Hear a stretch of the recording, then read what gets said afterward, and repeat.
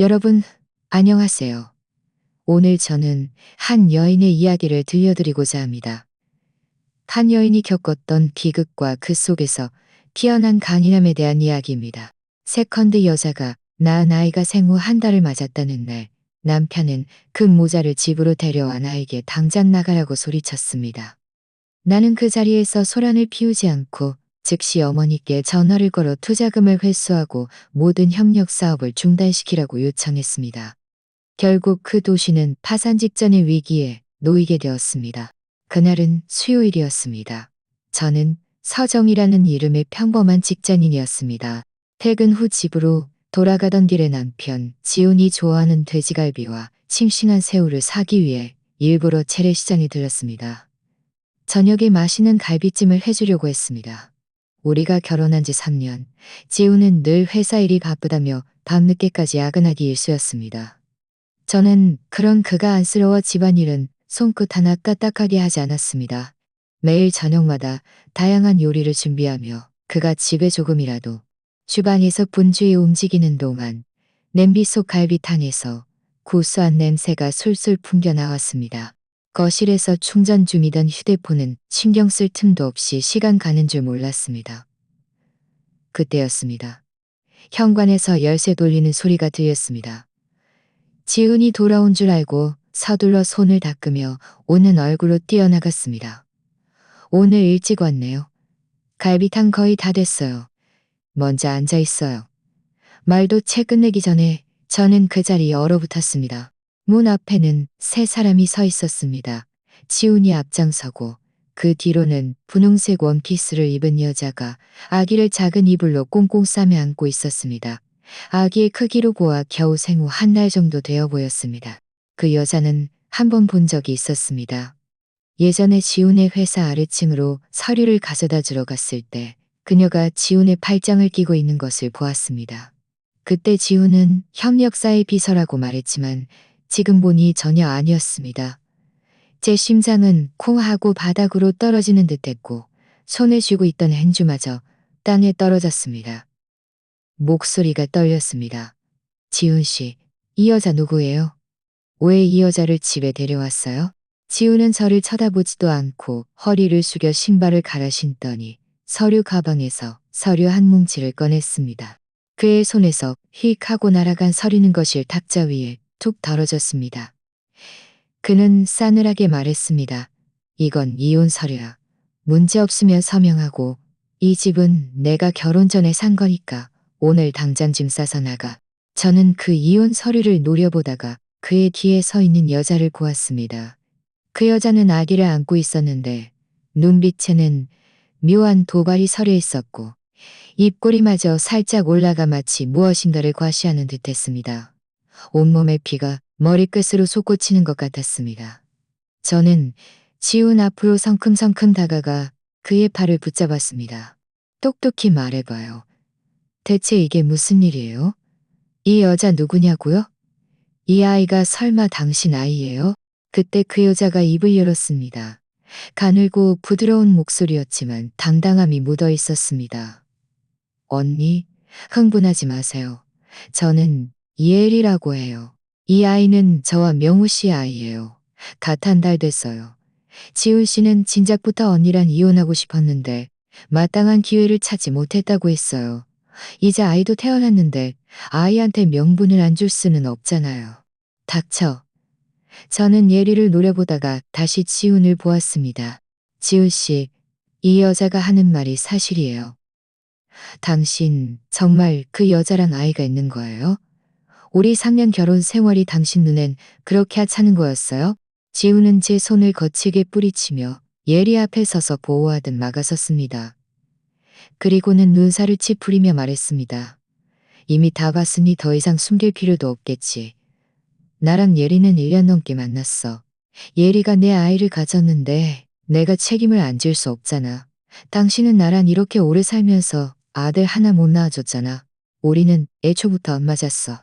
이혼 서류는 이미 다 준비해놨으니까 위자료로 1억 원 줄게. 얼른 서명하고 짐 싸서 나가. 더 이상 소란 피우지 말고. 1억 원? 저 서전이 그와 결혼한 지 3년. 이 가정을 위해 이토록 많은 것을 바쳤는데 고작 1억 원짜리였다니. 저는 지훈의 낯설면서도 익숙한 얼굴을 바라보며 칼로 도려내는 듯한 아픔을 느꼈습니다. 주방에서는 갈비탕이 여전히 보글보글 끓고 있었고 그 향기는 온 집안을 채웠지만 이제 그 향기는 저에게 더할 나위 없는 역겨움을 안겨주었습니다. 저는 그 자리에 멍하니 서서 온몸을 떨었습니다. 눈물이 왈칵 쏟아질 것 같았지만 억지로 참았습니다. 지금은 울 때가 아니라는 것을 알았습니다. 지난 3년간의 감정이 어떻게 이 지경이 되었는지 반드시 따져 물어야 했습니다. 저는 주먹을 꽉 쥐었고 손톱이 거의 손바닥을 파고들 지경이었습니다. 지훈을 노려보며 물었습니다. 1년 넘게? 그러니까 우리가 결혼한 지 2년째부터 그 여자랑 만났다는 거예요.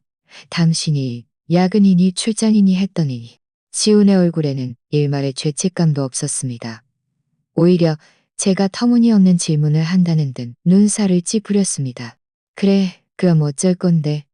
당신이랑 같이 사는 건 너무 재미없었어. 매일 부엌만 들락거리고 회사 얘기해줘도 당신은 아무것도 모르잖아. 예리랑 있으면 최소한 일 얘기도 통하고 게다가 나한테 아들도 낳아줬잖아. 그의 말은 머리부터 발끝까지 차가운 물을 끼얹는 것 같았습니다. 온몸이 얼어붙는 듯했습니다. 지난 3년간의 나날이 떠올랐습니다. 그가 제가 만든 음식을 좋아한다고 말하면 저는 매일 일찍 퇴근해서 장을 보러 갔습니다. 그가 일이 힘들다고 하면 저는 집안의 모든 일을 도맡아 했고 그의 양말조차 스스로 빨게 한 적이 없었습니다. 그가 돈을 모아 더 큰 집으로 이사 가고 싶다고 하면 저는 제가 좋아하는 옷 한 벌도 아까워하며 사지 않고 월급을 전부 그에게 생활비로 주었습니다. 그런데 이 모든 것이 그의 눈에는 재미없는 일이었다니. 예리가 아이를 안고 지훈에게로 다가와 나지막이 말했습니다. 지훈 씨, 언니랑 싸우지 마세요. 언니도 갑자기 이런 일에 당황한 걸 거예요. 우리 먼저 언니가 진정할 시간을 주고 언니가 마음을 정리하면 그때 서명하자고요. 입으로는 부드러운 말을 했지만 그녀의 눈빛 속 숨길 수 없는 의기양양함은 저를 자극했습니다. 지우는 그녀의 어깨를 토닥이더니 다시 저에게 짜증 섞인 말투로 말했습니다. 들었지? 예리가 당신보다 훨씬 현명해. 당신도 눈치껏 행동하고 얼른 서명하고 나가. 내가 사람 불러서 짐을 빼게 하기 전에 사람을 불러서 짐을 빼게 한다고? 저는 어이가 없어 웃음이 터져 나왔습니다. 지훈 씨, 그렇게 저를 서둘러 내쫓고 그 모자가 들어와 살고 싶어요? 당신이 은혜를 원수로 갚는다는 소리 듣는 게 두렵지 않아요. 당신 회사 자금 사정이 어려웠을 때 누가 친구들에게 5천만 원을 빌려다 줬는지 기억 안 나요? 당신이 39도 고열로 알아누웠을 때 누가 밤새도록 당신 옆을 지키며 눈 한 번 붙이지 못했는지 기억 안 나냐고요. 다 지난 일이야. 그걸 왜 지금 꺼내? 지우는 저를 끊으며 혐오스러운 말투로 말했습니다. 5천만 원쯤이야. 나중에 다 갚았잖아. 그리고 나를 돌보는 건 당신이 내 아내니까 당연히 해야 할 일 아니야? 그는 잠시 말을 멈추더니 저를 위아래로 훑어보며 비웃음을 흘렸습니다. 서정, 솔직히 말할게. 예전에 당신이 순진하고 만만해서 결혼한 거야. 당신 집안은 평범한 직장인 계층이라 아무런 배경도 없이 나에게 도움이 될 게 하나도 없었잖아. 이제 예리가 나에게 아들을 낳아줬으니 당신은 더 이상 내 곁에 있을 자격이 없어. 만만하다는 말에 저는 그를 노려보았습니다. 결국 참았던 눈물이 뚝뚝 떨어졌습니다. 그러니까 당신이 지난 3년간 저에게 잘해줬던 거 전부 다 연기였다는 거네요. 당신은 한 번도 저를 진심으로 사랑한 적이 없었다는 거죠. 그렇죠. 사랑하든 말든 그게 뭐 중요해? 지훈은 어깨를 으쓱하며 아무렇지 않은 듯 말했습니다. 이제 나에게 아들이 생겼으니 앞으로 선우그룹의 가업은 내 아들이 이어받을 거야.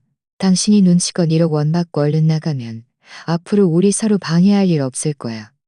근데 만약 당신이 눈치 없이 소란 피우면 결국 망신당하는 건 당신 자신뿐이야. 평범한 집안의 여자가 이혼하면 누가 받아주겠어? 그의 말은 칼날처럼 제 심장을 찔렀습니다.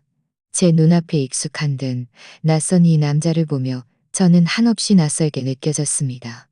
제가 진심이라고 믿었던 모든 것이 결국 계산이었고, 제가 행복이라고 믿었던 모든 것이 결국 한편의 속임수였습니다. 예리가 아기를 안고 탁자 옆으로 다가와 이혼 서류를 들어 제 앞으로 내밀었습니다. 언니, 그냥 서명하세요. 지훈 씨가 이렇게까지 확실하게 말했으니 더 버티는 것도 의미 없잖아요. 이 1억 원은 지훈 씨에게는 아무것도 아니지만 언니에게는 한동안 잘 지낼 수 있는 돈이 될 거예요. 저는 그 이혼 서류를 노려보았고 다시 지훈의 냉정한 얼굴을 보았습니다. 마음속의 억울함과 분노가 화산처럼 폭발했습니다. 하지만 지금 울고 소환 피우는 것은 아무 소용이 없고 그들을 더 의기양양하게 할 뿐이라는 것을 알았습니다. 저는 심호흡을 하고 눈물을 닦아냈습니다. 그리고 지훈을 똑바로 쳐다보며 말했습니다. 지훈 씨, 너무 패하지 마. 당신이 오늘 저지른 이 모든 일에 대한 대가가 없을 것 같아. 지훈은 코웃음을 쳤습니다. 대가? 나에게 무슨 대가가 온다는 거야? 나는 지금 아들도 있고 회사도 점점 잘 되고 있어. 앞으로는 더 잘 될 거야. 당신이나 오늘 밤 어디서 잘 지나 걱정해. 여기서 쓸데없는 소리 하지 말고. 저는 더 이상 그와 다투지 않았습니다. 몸을 돌려 거실에서 충전 중이던 휴대폰을 들었습니다. 이제 그에게 제가 그가 생각하는 것처럼 배경도 없고 만만한 평범한 여자가 아니라는 것을 알려줄 때가 왔다는 것을 알았습니다.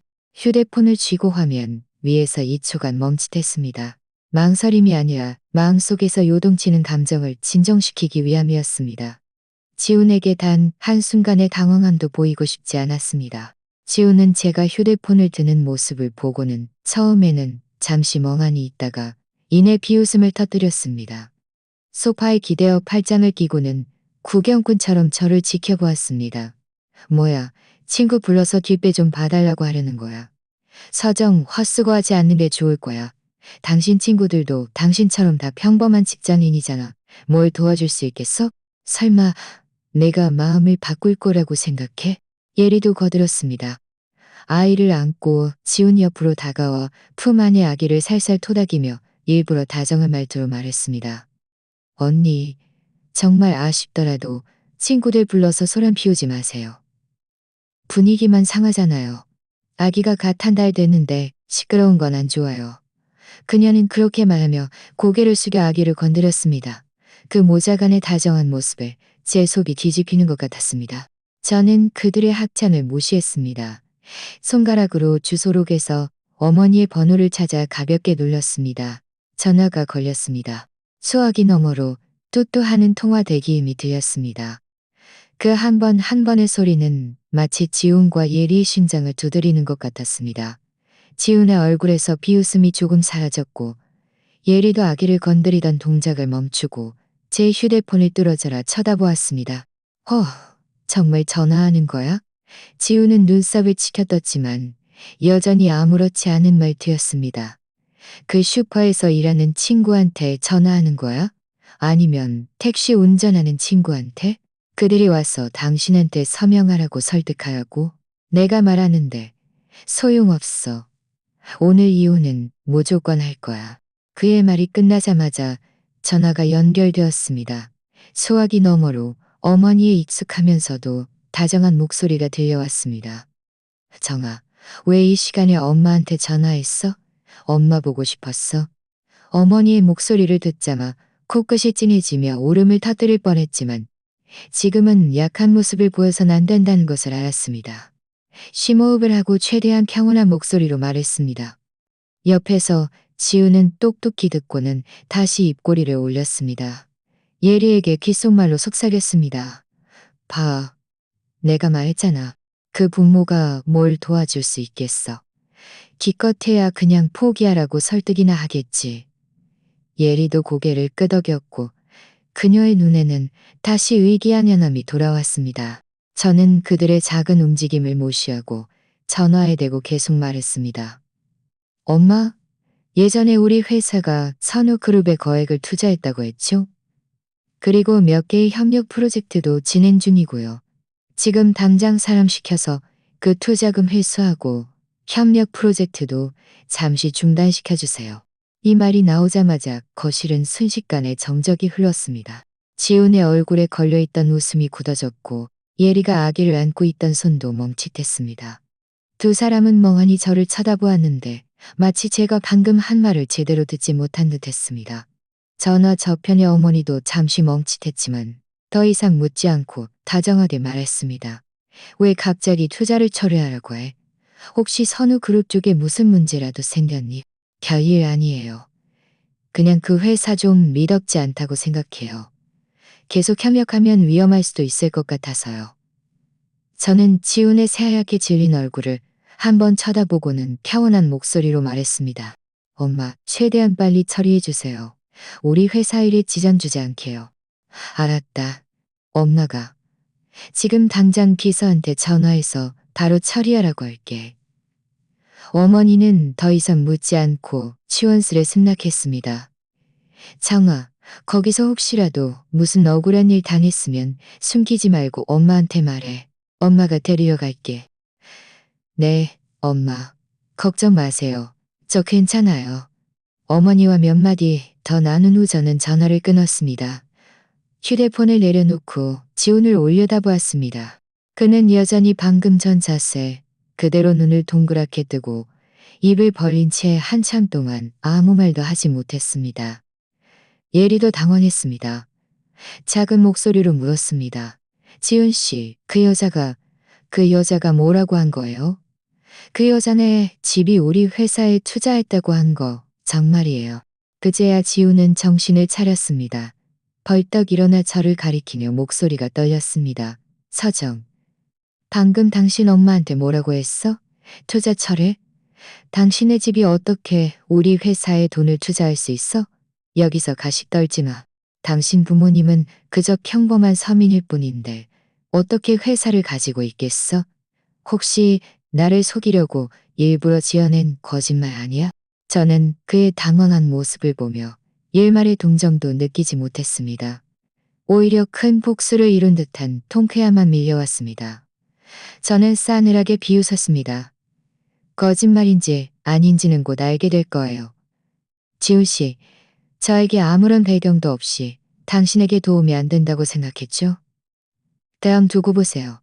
이 투자금 없으면 당신 회사가 버틸 수 있을지 없을지. 지훈은 저를 노려보았습니다. 얼굴색이 파랗게 질렸다 하얗게 변하더니 입으로는 여전히 중얼거렸습니다. 거짓말이야. 분명 거짓말일 거야. 당신네 집이 정말 회사를 가지고 있고 나에게 투자할 수 있었다면 진작 말했을 거 아냐. 왜 이제 와서? 예리도 옆에서 거들었습니다. 맞아요, 언니. 그런 거짓말을 함부로 지어낼 순 없어요. 지훈 씨, 회사에 정말 무슨 일이라도 생기면 언니가 책임질 수 있어요. 그녀 품에 안긴 아기는 집안의 분위기에 놀랐는지 작은 소리로 울기 시작했습니다. 그녀는 허둥지둥 아기를 달랬고 얼굴에 있던 의기한 향함도 많이 사라졌습니다. 저는 그들의 말다툼을 무시하고 소파에 앉아 탁자 위 물컵을 들어 천천히 한 모금 마셨습니다. 제가 설명할 필요 없이 곧 답이 나올 것이라는 것을 알았습니다. 아니나 다를까 10분도 채 되지 않아 지훈의 휴대폰이 울렸습니다. 날카로운 벨소리가 거실의 팽팽한 긴장을 깨뜨렸습니다. 그는 발신자를 확인하고는 얼굴색이 순식간에 변했습니다. 그의 회사 부사장에게서 걸려온 전화였습니다. 평소에는 큰일이 없으면 부사장이 이 시간에 그에게 전화할 리가 없었습니다. 그는 허둥지둥 전화를 받았습니다. 목소리가 아직 떨렸습니다. 여보세요, 김 부사장님. 이 늦은 시간에 무슨 일입니까? 전화 저편에서 무슨 말을 했는지 지훈의 미간은 점점 더 깊게 찌푸려졌고 몸도 서서히 똑바로 섰습니다. 그는 끊임없이 중얼거렸습니다. 어떻게 이럴 수가. 말도 안 돼. 다시 확인해봐. 예리가 아기를 안고 그의 옆으로 다가가 작은 목소리로 물었습니다. 지훈 씨, 왜 그래요? 회사에 무슨 일이라도 생겼어요? 지우는 그녀를 무시했습니다. 전화에 대고 소리쳤습니다. 당장 사람들 모아서 회의 준비해. 지금 바로 갈게. 말을 마치자마자 그는 전화를 끊고 소파에 놓인 외투를 챙겨 밖으로 나가야 했습니다. 저는 옆에서 나지막이만 했습니다. 왜 그렇게 서둘러요? 나란 이혼 서명도 안 하고 가게요. 지훈의 발걸음이 멈췄습니다. 그는 몸을 돌려 핏발선 눈으로 저를 노려보았습니다. 서정, 당신이 꾸민 짓이야? 당신이 엄마한테 전화해서 투자 철회하라고 한 거 정말이야? 우리 회사에 연락이 왔어. 전에 우리랑 협력하던 그 대기업이 갑자기 모든 자금을 회수했대. 몇 개의 협력 프로젝트도 다 중단됐고 자금줄이 완전히 끊겼다고. 그렇게 빨리 반응이 오네요. 저는 물컵을 내려놓으며 켜원한 말투로 말했습니다. 저는 내일쯤이나 될 줄 알았는데 정말 당신이야. 지훈이 달려와 제 팔을 잡으려 했습니다. 저는 옆으로 피했고 그는 허공을 휘저으며 균형을 잃고 넘어질 뻔했습니다. 서정, 미쳤어? 이렇게 하면 우리 회사가 망한다는 걸 몰라? 우리가 부부였는데 어떻게 그렇게 잔인할 수 있어? 부부였다고? 저는 그를 보며 한없이 비웃음을 느꼈습니다. 당신이 세컨드와 같 한 달 된 아이를 데리고 집에 와서 저보고 이혼 서명하고 나가라고 할 때는 왜 우리가 부부였다는 걸 생각 안 했어요? 당신이 저를 배경도 없고 보잘것없다고 비웃고 당신에게 어울리지 않는다고 말할 때는 왜 우리가 부부였다는 걸 생각 안 했냐고요. 지우는 제 말에 할 말을 잃었습니다. 얼굴은 종이장처럼 하얗게 질렸고 소파에 기대어 거친 숨을 몰아쉬었습니다. 입으로는 중얼거렸습니다. 말도 안 돼. 당신네 집이 어떻게 그렇게 엄청난 힘을 가지고 있어? 당신 부모님은 분명. 그의 말은 중간에 뚝 끊겼습니다. 마치 무엇인가를 떠올린 듯 했습니다. 제가 결혼할 때 부모님은 결혼식에 오셨지만 아주 소박한 옷차림이셨습니다. 어머니는 그에게 자신들이 평범한 직장인이라고 소개하며 앞으로 저를 잘 돌봐달라고 부탁했습니다. 그때 그는 저에게 농담 삼아 제 부모님이 순진하고 상냥해 보인다고 말했습니다. 이제 와서 생각해보니 어머니는 일부러 그렇게 말씀하셨던 것입니다. 그가 우리 집 돈을 보고 접근할까봐 걱정하셨던 것이죠. 예리가 아기를 안고 지훈 옆으로 다가와 울먹이는 목소리로 말했습니다. 지훈 씨, 그럼 이제 어떻게 해요? 회사 망하면 우리랑 아이는 앞으로 어떻게 살아요? 회사 안정적이라고 했잖아요. 어떻게 갑자기 자금줄이 끊길 수 있어요? 그만 좀 물어. 지우는 지금 화가 머리끝까지 나 있는데 예리의 질문에 더욱 자진이 폭발했습니다. 그는 그녀에게 소리쳤습니다. 다 당신 때문이야. 당신이 나보고 지금 당장 서정이랑 이혼하고 당신을 데려오라고 안 했으면 이런 일이 생겼겠냐고? 예리는 그의 고함에 멍해졌습니다. 눈물이 왈칵 쏟아졌습니다. 지훈 씨, 어떻게 저한테 그렇게 말할 수 있어요? 제가 지훈 씨 아들을 낳아줬는데 이제 와서 저를 탓해요? 처음에 저와 아이에게 책임지겠다고 한 건 지훈 씨였잖아요. 이제 와서 문제가 생기니까 저한테 떠넘기려고요. 당신한테 안 떠넘기면 누구한테 떠넘겨? 지훈도 눈이 충혈되어 예리와 다투기 시작했습니다. 당신이 매일 이혼하라고 재촉하지 않았으면 내가 서정이한테 이렇게 서둘러 폭로했겠냐고? 이제 잘됐네. 회사 망하게 생겼으니 우리 다 망할 거야. 그들이 서로 물고 뜯는 모습을 보며 저는 마음속에 아무런 동요도 느끼지 못했습니다. 저는 자리에서 일어나 소파에 놓인 제 가방을 들었습니다. 두 분은 계속 싸우세요. 저는 먼저 돌아갈게요. 그리고 이혼 서류는 서명하지 않을 거예요. 언제쯤 정신 차리고 합리적인 설명과 보상을 해줄지 생각되면 그때 이혼에 대해 이야기하죠. 말을 마친 저는 그들을 다시 쳐다보지도 않고 지난 3년간 살았던 이 집을 나섰습니다. 문을 닫을 때 안에서는 예리의 울음소리와 지훈의 고함소리, 그리고 아기의 울음소리가 뒤섞여 아수라장이 된 소리가 들렸습니다. 저는 가볍게 문을 닫아 그 모든 혼란을 문 뒤에 가두었습니다.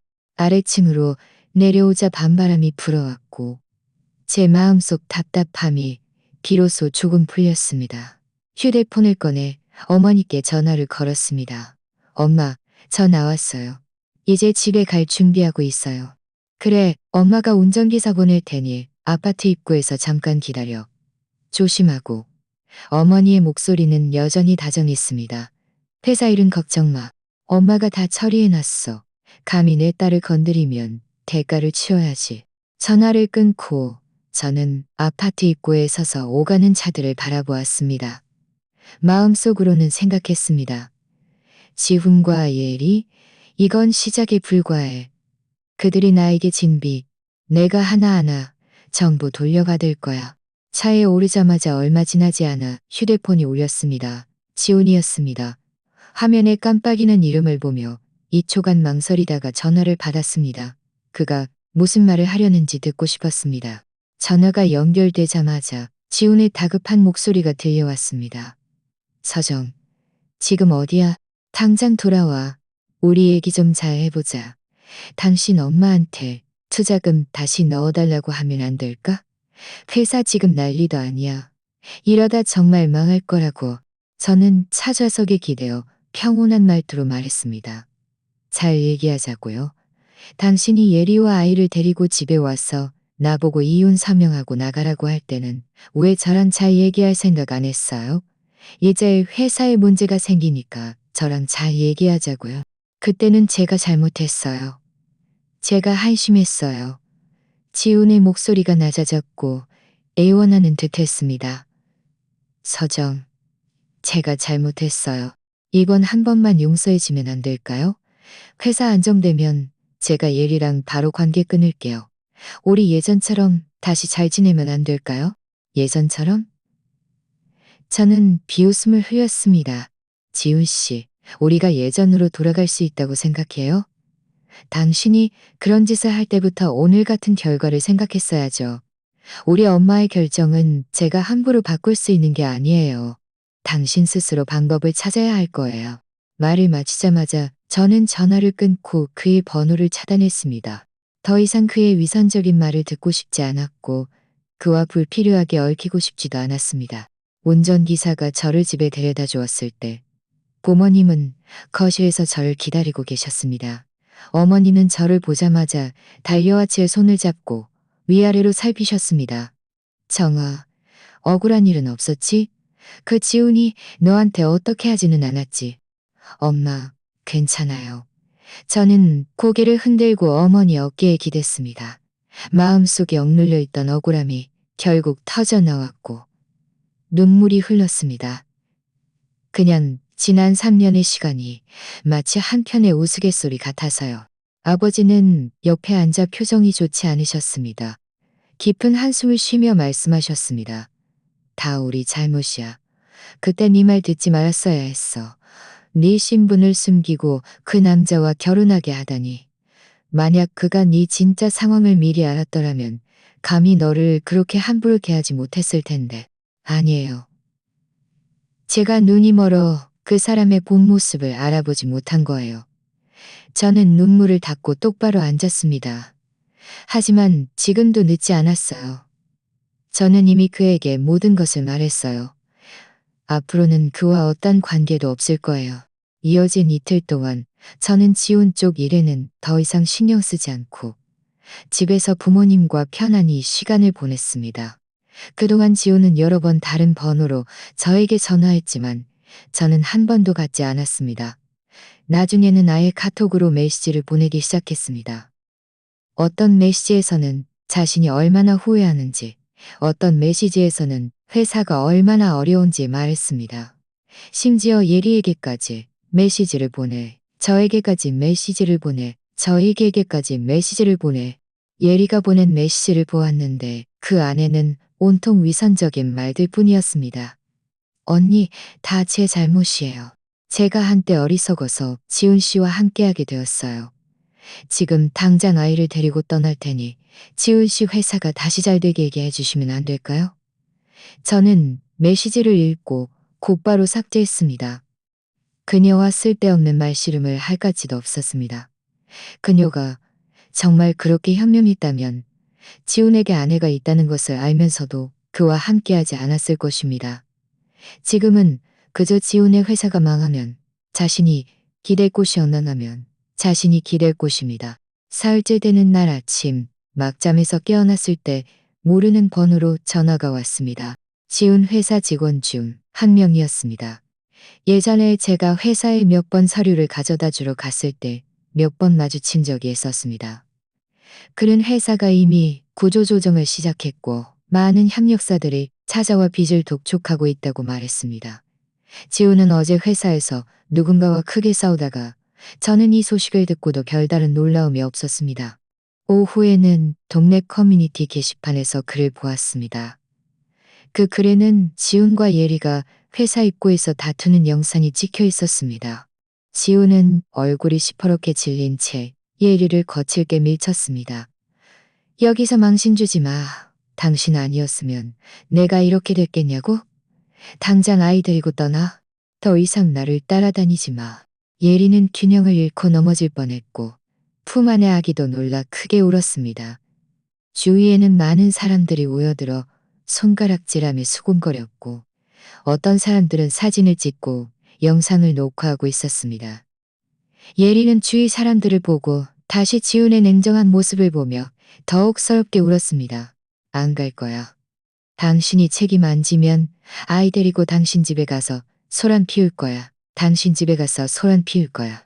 지훈은 화가 나서 얼굴이 하얗게 질렸고 손을 들어 예리를 때리려 했습니다. 다행히 옆에 있던 누군가가 그를 말렸습니다. 영상은 거기서 끝났습니다. 아래 댓글들은 온통 지훈과 예리를 욕하는 내용뿐이었습니다. 어떤 사람들은 지훈 회사의 상황을 파헤쳐서 이미 오래전부터 문제가 많았고 이번에는 완전히 망하게 되었다고 했습니다. 저는 그 영상을 어머니께 보냈습니다. 어머니는 영상을 보시고는 코웃음을 치며 말씀하셨습니다. 자업자득이지. 그들이 그런 짓을 할 때부터 오늘 같은 날이 올 거라는 걸 알았어야 했어. 정아, 이제 그런 일은 생각하지 마. 내일 엄마랑 새 옷 사러 가서 기분 전환하자. 저는 고개를 끄덕였습니다. 마음속에서 지훈과 예리의 소란극이 비로소 완전히 끝났다는 것을 깨달았습니다. 창밖의 햇살을 바라보며 마음속으로 생각했습니다. 앞으로 내 삶은 그들과 아무런 관계도 없을 거야. 나는 새로운 삶을 시작하고 나만의 행복한 나날을 보낼 거야.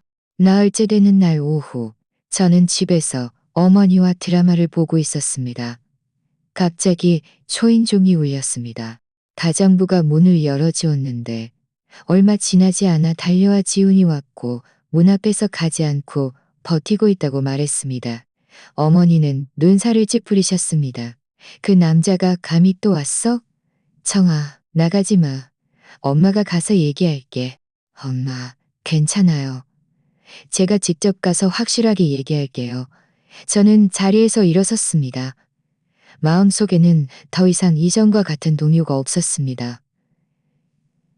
이제는 그와 완전히 끝내고 싶을 뿐이었습니다. 문으로 걸어가 보니 지훈이 서 있었습니다. 머리카락은 헝클어져 있고 옷은 구겨져 있었습니다. 눈 밑은 핏발에 서 있었고 이전에 패기 넘치던 모습과는 완전히 다른 초췌한 모습이었습니다. 그가 저를 보자마자 눈이 번뜩였습니다. 서둘러 한 걸음 다가왔습니다. 서정, 드디어 나를 만나줄 생각이 되었구나. 저는 한 걸음 뒤로 물러서서 그와 거리를 두었습니다. 저를 찾아온 이유가 뭐예요? 회사 일 때문이라면 저에게는 할 말이 없어요.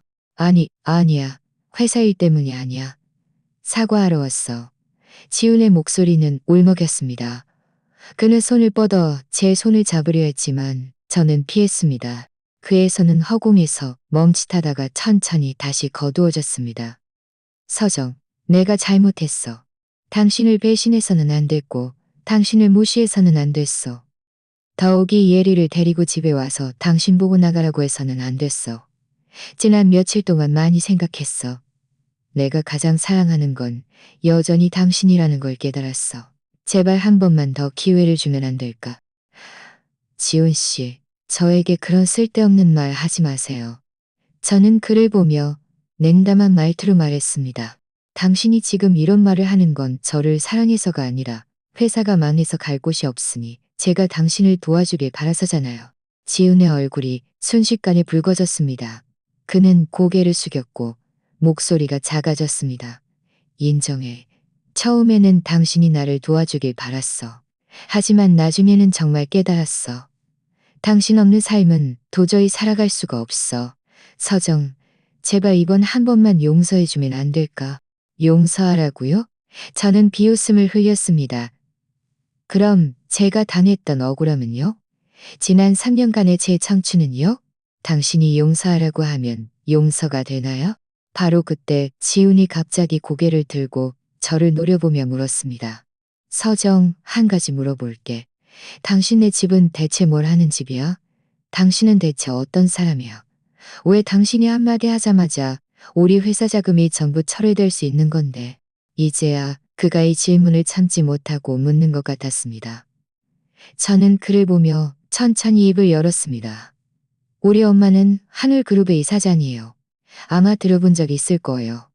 하늘그룹은 당신네 선후그룹에 가장 큰 자금을 투자한 투자사이고 당신네 회사 몇 개의 협력 프로젝트의 파트너이기도 하죠. 하늘그룹? 지우는 눈을 크게 뜨고 입을 벌려 달걀 하나가 들어갈 정도였습니다. 그 전국 3위 안에 드는 하늘그룹? 당신 엄마가 하늘그룹 이사장이라고? 저는 고개를 끄덕였습니다. 네. 제가 당신과 결혼할 때 우리 집의 진짜 상황을 말하지 않은 건 첫째는 사람들이 제가 집안 배경에 기대는 사람이라고 생각하는 게 쉬워서였고 둘째는 진심으로 저를 사랑하고 우리 집 돈을 보고 접근하는 사람이 아닌 사람을 찾고 싶어서였어요. 부모님도 저를 지지해 주셨고요. 그래서 그들이 당신을 만났을 때 일부러 자신들이 평범한 직장인이라고 말했던 거예요. 지우는 이 말을 듣고 온몸이 굳어졌습니다. 그는 멍하니 그 자리에 서서 눈빛이 텅 비었고 입으로는 중얼거렸습니다. 하늘그룹, 당신이 재벌가 딸이었다니. 내가 감히 재벌가 딸을 평범한 여자로 여기고 이렇게 함부로 대하다니. 그는 갑자기 땅에 쭈그리고 앉아 두 손으로 자신의 머리카락을 움켜쥐고 고통스럽게 말했습니다. 나는 정말 바보였어. 내가 왜 이렇게 바보같이 당신처럼 좋은 아내를 두고 소중히 여기지 않고 예리 같은 여자랑 같이 다니면서 당신을 집에서 쫓아내다니. 나는 정말 눈이 멀었었어. 그의 이런 모습을 보며 저는 일말의 동정도 느끼지 못했습니다. 오직 큰 복수를 이룬 듯한 통쾌함만 밀려왔습니다. 저는 싸늘하게 말했습니다. 지훈 씨, 이제 진실을 알았으니 만족해요? 당신은 예전에 저를 무시하고 제가 배경도 없이 당신에게 도움이 안 된다고 생각했죠. 하지만 당신은 생각지도 못했을 거예요. 당신은 제가 오늘날 이렇게 된 것이 전부 우리 집의 지지 덕분이었다는 것을. 지우는 고개를 번쩍 들었습니다. 눈에는 후회로 가득했습니다. 서정, 제가 잘못했어요. 정말 잘못했어요. 우리 부부였던 점을 생각해서라도 제발 한 번만 더 기회를 주면 안 될까요? 회사만 다시 잘 될 수 있다면 저는 무엇이든 할게요. 예리랑은 당장 관계 끊을게요. 다시는 그 여자랑 왕래하지 않을게요. 앞으로는 제가 당신한테 정말 잘할게요. 늦었어요. 저는 고개를 흔들었습니다. 우리 엄마가 투자를 철회한 것은 당신이 저를 괴롭혔기 때문만은 아니에요. 엄마는 당신네 회사를 조사했고 당신네 회사의 장부에 문제가 있고 불법적인 운영 방식이 많다는 것을 발견했어요. 제가 엄마에게 말하지 않았어도 엄마는 조만간 투자를 처리했을 거예요. 당신 회사가 오늘날 이렇게 된 것은 전부 당신 스스로 자초한 일이에요. 다른 사람과는 아무 상관없어요. 지우는 이 말을 듣고 얼굴이 순식간에 새하얗게 질렸습니다. 그는 땅에 주저앉아 더 이상 한마디도 할 수 없었습니다. 저는 그를 보며 마음속에서 모든 것이 완전히 식었습니다. 저는 마침 그에게 그가 얼마나 눈이 멀고 어리석었는지, 그리고 마침내 그가 자신의 행동에 대한 대가를 치르게 했다는 것을 알렸습니다. 저는 몸을 돌려 집 안으로 들어가려 했습니다. 문턱에 다다랐을 때 저는 걸음을 멈추고 지훈에게 뒤돌아 말했습니다. 지훈 씨, 우리 이혼해요. 제 변호사가 당신에게 연락해서 이혼에 대한 구체적인 사안을 논의할 거예요. 앞으로 우리 다시는 보지 말아요. 말을 마친 저는 그를 다시 쳐다보지도 않고 집 안으로 들어가 문을 닫았습니다. 그와 그의 후회를 문 밖에 가두었습니다. 지훈이 문 밖에 갇힌 후 다시는 저를 찾아오지 않았습니다. 며칠 지나지 않아 저는 뉴스에서 선우그룹의 파산 소식을 보게 되었습니다. 헤드라인은 선우그룹 자금난과 다수의 불법 운영으로 공식 파산 신청이라고 쓰여 있었습니다. 아래에는 지훈이 법원 앞에서 기자들에게 둘러싸인 사진이 첨부되어 있었습니다. 그는 고개를 숙이고 머리는 새집처럼 헝클어져 있었으며 얼굴에는 핏기 하나 없이 마치 갈 곳 잃은 핏기 하나 없이 저는 그 뉴스를 어머니께 보여드렸습니다. 어머니는 한번 훑어보시고는 코웃음을 치셨습니다. 자업자득이지. 처음에 너랑 잘 지냈더라면 이런 지경까지 오지는 않았을 텐데. 엄마, 다 지난 일이에요. 이제 그 사람 얘기는 더 이상 하고 싶지 않아요. 저는 웃으며 말했습니다. 마음속으로 정말 모든 것을 내려놨습니다. 얼마 지나지 않아 제 변호사가 지훈과 이혼 문제를 합의했습니다. 지훈은 유책 배우자였고 그가 먼저 이혼을 요구했으며 회사 파산 후 재산도 거의 없었기 때문에 결국 그는 한 푼도 받지 못했을 뿐만 아니라 저에게 2억 원의 위자료를 지급해야 했습니다. 비록 그 2억 원이 저에게는 큰 돈이 아니었지만 그것은 그가 치러야 할 마땅한 대가였습니다. 이혼 서류에 서명하던 날 저는 가지 않았습니다. 변호사가 저를 대신해 서명하고 돌아왔습니다. 변호사는 지훈이 서명한 후 땅에 쭈그리고 앉아 한참을 울었고 예전에 저에게 잘해주지 못한 것을 후회한다고 말했다고 전했습니다. 저는 그 말을 듣고 그저 웃었습니다. 후회해봤자 무슨 소용이 있겠습니까? 세상에 후회할 약은 없습니다. 또다시 보름이 지났습니다. 저는 우연히 예전에 지훈 회사에서 알게 된 직원으로부터 예리의 소식을 듣게 되었습니다. 선우그룹이 파산한 후 예리는 아이를 데리고 지훈을 찾아가 돈을 요구했습니다. 두 사람은 다시 크게 다투었고 예리는 지훈이 자신을 속여 평범한 아가씨에서 미혼모로 만들었다고 말했습니다. 결국 경찰서까지 가서 한참 동안 중재를 받았지만 지훈은 돈을 내놓을 수 없었습니다. 예리는 어쩔 수 없이 아이를 안고 고향으로 돌아갔다고 합니다. 나중에는 시골 남자와 결혼해서 생활이 그리 좋지 않다고 들읍니다. 저는 그 말을 듣고도 아무런 감정을 느끼지 못했습니다. 예리가 오늘 같은 처지가 된 것은 그녀 스스로 선택한 길입니다.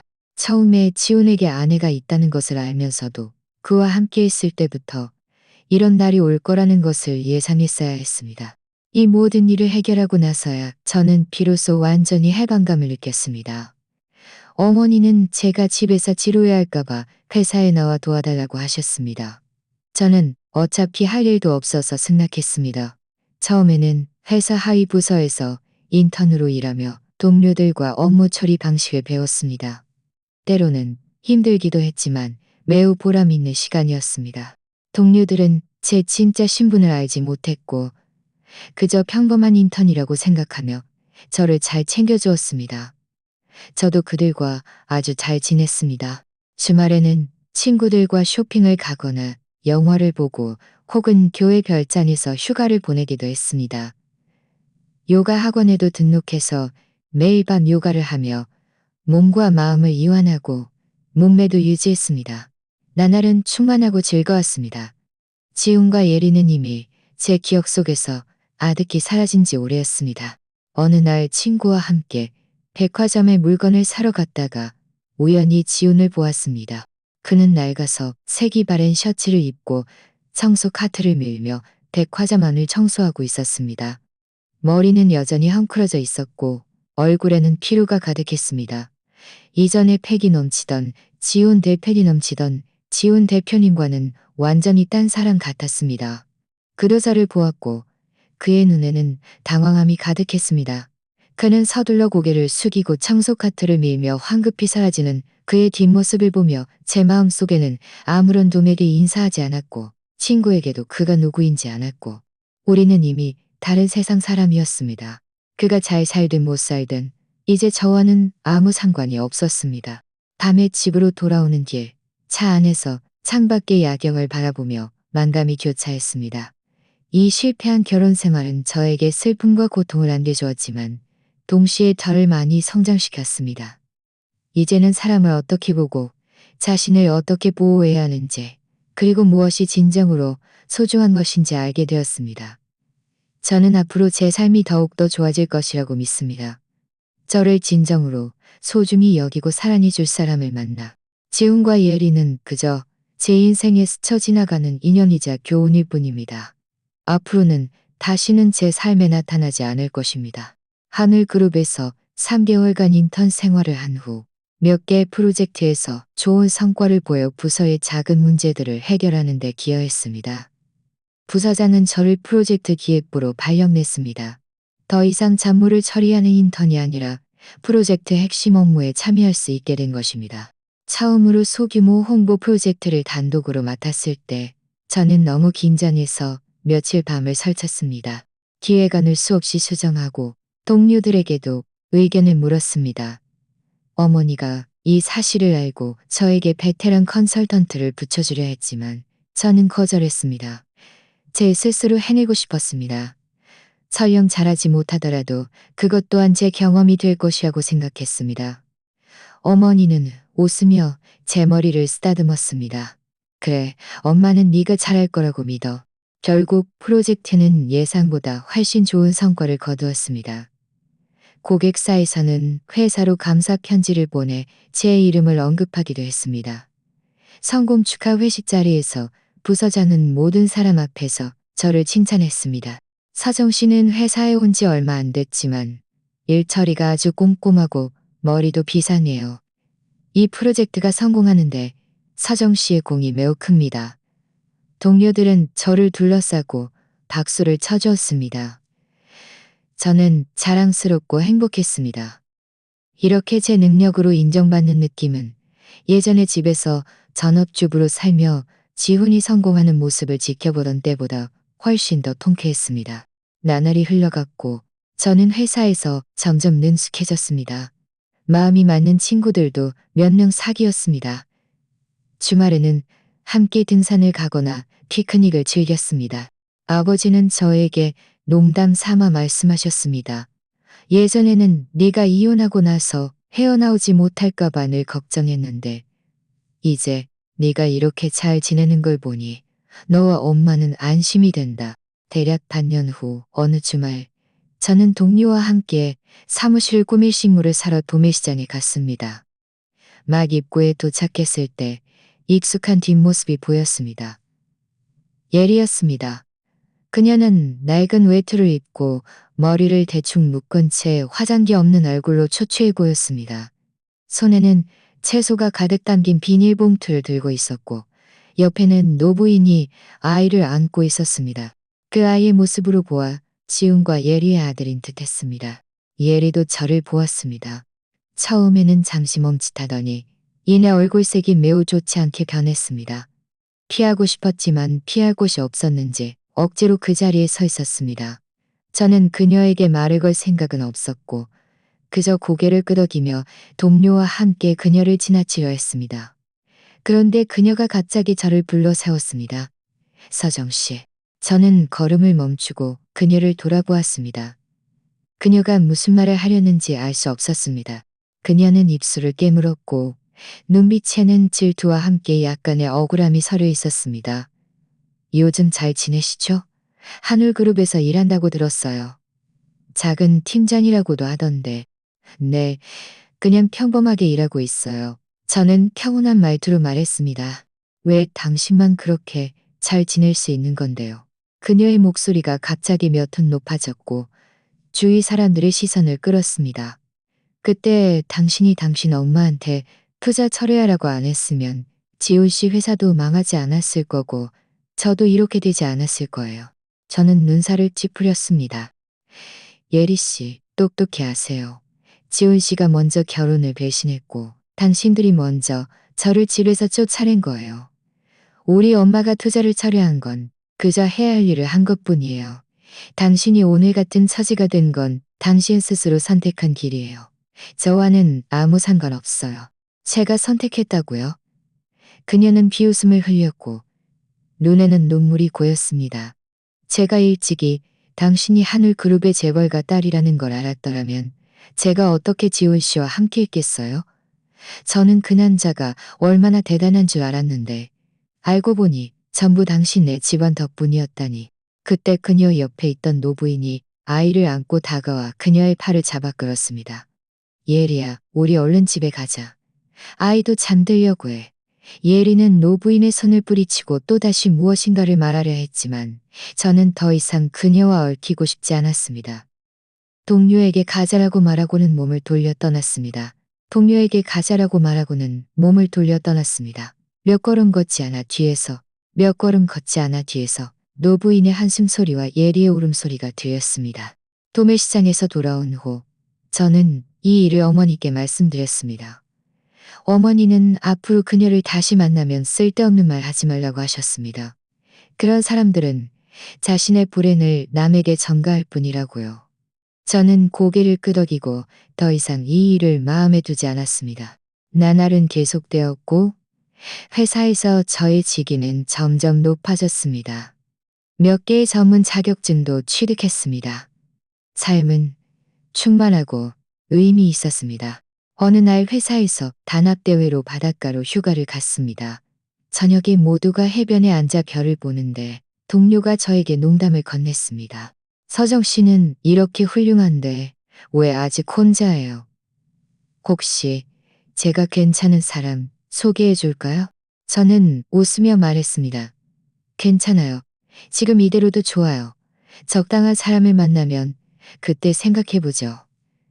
사실 저는 마음속으로 아주 분명히 알고 있었습니다. 저는 이제 더 이상 결혼으로 무엇인가를 증명할 필요가 없다는 것을요. 저를 사랑해주는 가족이 있고 좋아하는 일이 있고 마음이 맞는 친구들이 있습니다. 제 삶은 이미 충분히 빛나고 있습니다. 해변의 별들을 보며 저는 1년 전 그 밤을 떠올렸습니다. 지훈과 예리에게 집에서 쫓겨나 아파트 아래에 서서 어쩔 줄 몰라 하고 억울해하던 제 모습이었습니다. 그때는 세상이 무너지는 줄 알았습니다. 하지만 지금 돌이켜보니 그것은 인생의 작은 고개에 불과했습니다. 그 고개를 넘어서자 저는 더 넓은 세상을 보았고 더 나은 제가 되었습니다. 저는 더 넓은 세상을 보았고 더 나은 제가 되었습니다. 저는 앞으로 저를 기다리는 아름다운 것을 압니다. 그리고 그 나빴던 과거는 마치 해변의 발자국처럼입니다. 자, 오늘 이야기는 여기까지입니다. 시청해주셔서 감사합니다. 제 채널이 마음에 드셨다면 구독과 좋아요 부탁드립니다. 행복하세요.